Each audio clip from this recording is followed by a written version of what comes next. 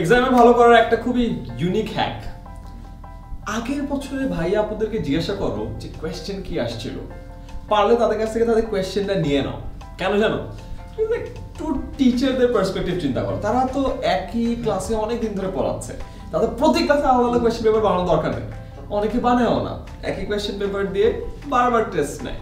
আমার কথা জিজ্ঞাসা করো, আমি 4 বছর প্রাইভেট পড়িয়েছি, আমার প্রতিবারের জন্য একই কোয়েশ্চেন পেপার ছিল, এন্ড ট্রাস্ট মি আমার শত শত না হাজার হাজার স্টুডেন্ট কেউ জীবনে 100তে 100 পায় নাই।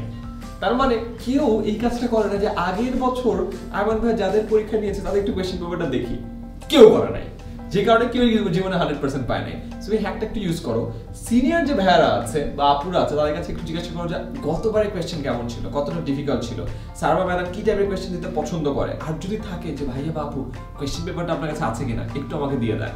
যদি না থাকে তাহলে এমন কিছু সিনিয়রকে আগে থেকে বলে রাখবা যে ভাইয়া বা আপু এই বছরের যে যতগুলো কোয়েশ্চেন পেপার আপনার কাছে আছে না সবগুলো একটু জমিয়ে রেখেন, আমাকে একটু দিয়ে দিয়ে।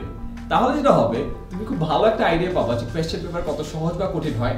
এন্ড ডিরেক্টলি কমন যদি নাও আসে, ওই কোয়েশ্চেন পেপার দিয়ে যদি তুমি পরীক্ষার আগে একবার প্রিপারেশন নাও বা পরীক্ষা দাও, তোমার যে একটা কমফোর্ট জোন ক্রিয়েট হবে না, এটা আজীবন কাজে লাগবে। আর পাবলিক এক্সামগুলোর কথা যদি বলি বা অ্যাডমিশন টেস্টগুলোর কথা বলি, এখানে তো ধরা বাঁধা নিয়ম আছে যে তুমি যদি প্রিভিয়াস 10 বছরের কোয়েশ্চেন সলভ করো তোমার বাকি আর খুব একটা কিছু করা লাগে না। তো এই যদি সিস্টেম হয়ে থাকে, তুমি সিস্টেমটা হ্যাক করো না, একটু জিজ্ঞাসা করো, আগে কোয়েশ্চেন পেপারগুলো কালেক্ট করে রাখো, জাস্ট দেখো তোমার রেজাল্ট কিভাবে তর করে বেটার হয়ে যায়।